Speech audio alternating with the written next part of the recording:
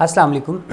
आज के लेक्चर में हम सी लैंग्वेज के प्रोग्राम को एग्जीक्यूट करने के स्टेप्स को डिस्कस करेंगे।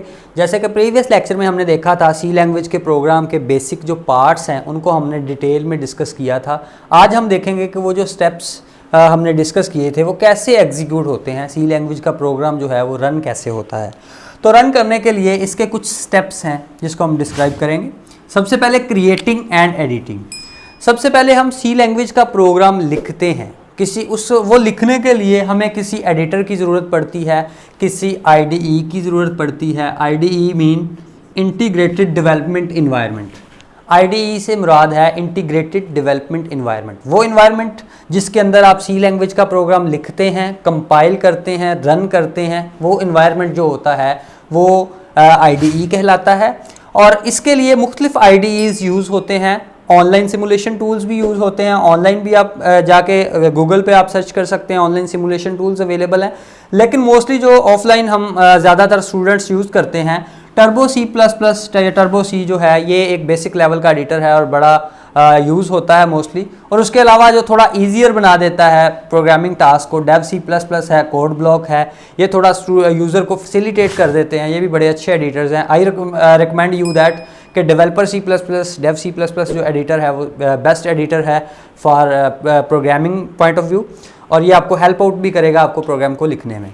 उसके बाद अगर हम बात करें दूसरे स्टेप की, जब हम सी लैंग्वेज का प्रोग्राम लिख लेते हैं तो फिर जब लिखते हैं तो उसको हम सेव करते हैं। सेव कहाँ पे करते हैं? अपनी सेकेंडरी स्टोरेज में। सेकेंडरी स्टोरेज आपकी हार्ड डिस्क भी हो सकती है, सेकेंडरी स्टोरेज आपकी यूएसबी भी हो सकती है। सेकेंडरी स्टोरेज में आप सेव करते हैं। जब हम सेव करते हैं तो इस बात का ख्याल रखा जाता है कि उस फाइल के नाम के साथ .c लगाएं हम। .c उस सी लैंग्वेज के प्रोग्राम की एक्सटेंशन है। एक्सटेंशन अगर लगाएंगे तो वो जो है फिर आइडेंटिफाई होगा कि ये सी लैंग्वेज का प्रोग्राम है। और जब हम सेव करते हैं तो सेव करने का शॉर्टकट है F2।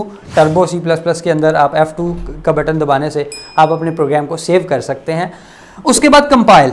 जो हमारा प्रोग्राम हम लिखते हैं एडिटर में, वो प्रोग्राम जो होता है वो बेसिकली सोर्स कोड होता है, उसको हम कंपाइल करते हैं। कंपाइल का मतलब उसको हम ट्रांसलेट करेंगे मशीन रीडेबल फॉर्म में, और कंपाइल करेंगे जब तो वो जो फाइल बनेगी, वो जो abc.c फाइल थी वो फाइल abc.obj बन जाएगी, मतलब ऑब्जेक्ट फाइल बन जाएगी। तो इसको ऑब्जेक्ट फाइल की जो एक्सटेंशन होती है वो abc.obj ऑब्जेक्ट होती है। और दूसरी जो इसको यानी कि इसका शॉर्टकट है कंपाइल करने का, Alt F9 का बटन टर्बो सी में आप प्रेस करेंगे तो उससे आपका जो सोर्स कोड है वो कंपाइल होके वो ऑब्जेक्ट कोड में ट्रांसफर हो जाएगा।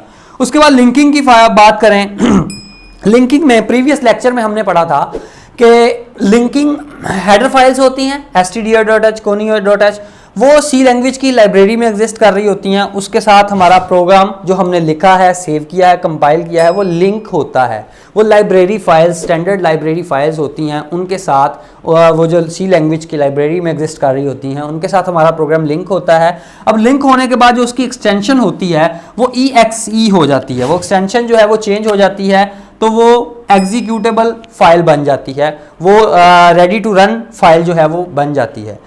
जब रेडी टू रन होती है तो फिर वो हार्ड डिस्क से वो मेमोरी में लोड होती है। लोडिंग से मुराद है कि हार्ड डिस्क से आपकी मेन मेमोरी, आपकी जो रैम है, उसमें आपका प्रोग्राम जो है वो लोड होता है। लोड होने के बाद वो प्रोग्राम जो है वो एग्जीक्यूट हो जाता है, वो रन हो जाता है। आपके सामने उसकी आउटपुट आ जाती है कंसोल विंडो के अंदर, आपकी आउटपुट डिस्प्ले हो जाती है। और जब एग्जीक्यूट का प्रोसेस हो रहा होता है तो उसमें जो आपका प्रोसेसर होता है वो रैम से डाटा फेच करता है, रैम से आपके प्रोग्राम को फेच करता है और उसको रन कर देता है। और रन करते हैं, और रन करने के लिए शॉर्टकट टर्बो सी में जो यूज़ होता है, कंट्रोल F9 दबाने से आपका प्रोग्राम जो रन हो जाएगा और आपके सामने आपका रिक्वायर्ड प्रोग्राम की आपकी आउटपुट जो है वो डिस्प्ले हो जाएगी। तो ये सी लैंग्वेज के स्टेप्स थे, इनको हम रिकैप करते हैं कि सबसे पहले हमने पढ़ा कि सी लैंग्वेज का प्रोग्राम हम किसी भी एडिटर में क्रिएट करेंगे। उसके लिए जो रिकमेंडेड एडिटर मैंने बताए हैं टर्बो सी और डेव सी प्लस प्लस और कोड ब्लॉक हैं। और उसके बाद उसको सेव करते हैं, सेव सेकेंडरी स्टोरेज में होता है, फिर कंपाइल वो सोर्स फाइल से ऑब्जेक्ट फाइल में कन्वर्ट होता है। देन उसके बाद उसकी लिंकिंग होती है। लिंकिंग किसके साथ? सी लैंग्वेज की स्टैंडर्ड लाइब्रेरी फाइल्स जो होती हैं उनके साथ प्रोग्राम की लिंकिंग होती है। फिर वो मेमोरी में लोड होता है और फिर वो एग्जीक्यूट हो जाता है, रन हो जाता है। आई होप सो कि आपको लेक्चर समझ आ गया होगा। नेक्स्ट लेक्चर तक के लिए अल्लाह हाफिज़।